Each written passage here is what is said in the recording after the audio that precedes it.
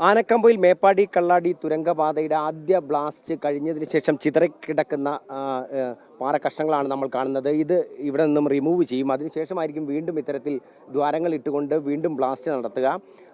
Tunnel 1 blasting ആണ് ഇന്നിപ്പോൾ നടന്നിട്ടുള്ളത്. ഇനി ടണൽ 2 ഉണ്ട്. ഒപ്പം തന്നെ മേപ്പാടിയിൽ നിന്ന് ആരംഭിക്കുന്നത് ഏകദേശം ഒരു മാസത്തിന് ശേഷം ബ്ലാസ്റ്റിംഗ് തുടങ്ങുമെന്നുള്ളതാണ് അറിയിച്ചിട്ടുള്ളത്. ഇന്ന് 23 ഇത്തരത്തിൽ ഹോൾസ് ആണ് ഉണ്ടായിരുന്നത്.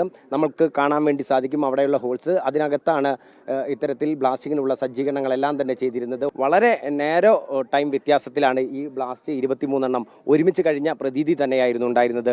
ബ്ലാസ്റ്റിംഗ് കണ്ട സമയത്ത് എന്താണ് തോന്നിയത്?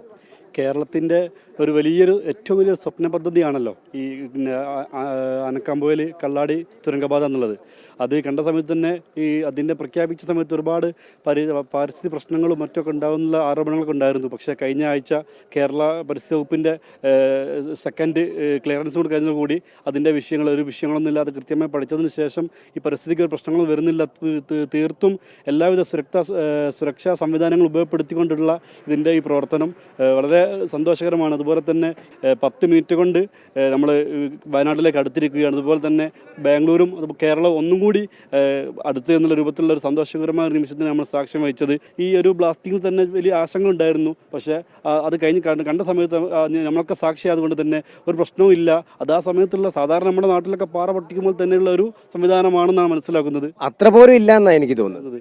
അതെ, അതിൻ്റെ ശബ്ദവും അതുപോലെ തന്നെ മറ്റു പല സ്ഥലങ്ങളിലേക്ക് തെറിക്കുന്ന രൂപത്തിലൊക്കെ ആശങ്കകളും പ്രചരണമൊക്കെ ഉണ്ടായിരുന്നെങ്കിലും പക്ഷെ അത് കണ്ടത് നമ്മൾ സാക്ഷിയാകുമ്പോൾ അതൊന്നുമല്ല എന്നുള്ള ഒരു നിഷ്പ്രയാസം എല്ലാ സംവിധാനങ്ങളും അമേരിക്കൻ സംവിധാനങ്ങൾ ഉപയോഗപ്പെടുത്തിയിട്ടുള്ള ഈ സംവിധാനങ്ങൾ എല്ലാ നിലക്കും വയനാടിന്ന് മേപ്പാടിയും അതുപോലെ തന്നെ മേപ്പാടി കൂടുതൽ മണ്ണുകൾ നീക്കാനുള്ളത് കൊണ്ടാണ് അവിടെ തൽക്കാലത്ത് സ്റ്റോപ്പ് ചെയ്തിട്ടുള്ളത്.